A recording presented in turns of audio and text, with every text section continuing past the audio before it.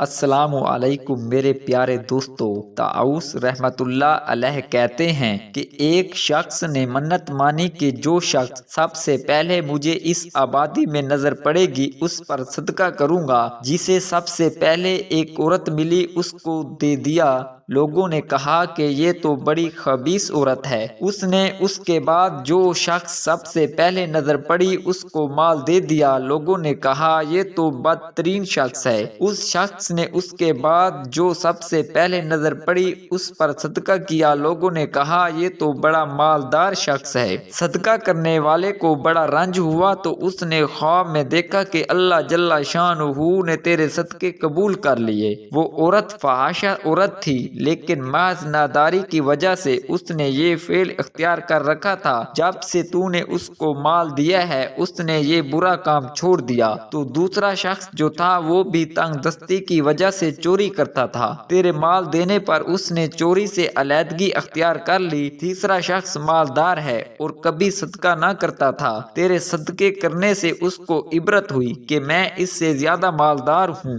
اس لیے زیادہ صدقہ کرنے کا مستحق بھی ہوں۔ اب اس کو صدقے کی توفیق ہو گئی۔